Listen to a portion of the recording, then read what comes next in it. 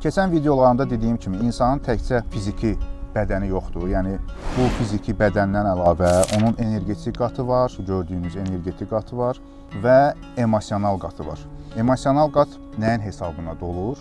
Bizim gün ərzində gülüşlərimizin, sevincli halımızın, pozitiv emosiyalarımızın hesabına dolur.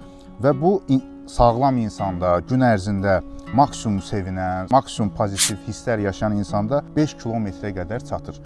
Və bu, ətraf aləmdən enerjini yığaraq insanın əmgəyinə doğru yönəldir. Və sonra bizim çakra deyilən mərkəzlərimiz üzrə bütün bədənin içində belə dövr eləyə bədən tərəfindən mənimsənilir. Bədənimiz tərəfindən həzm olunmayan enerji isə artıq aşağıdan xaric olunur.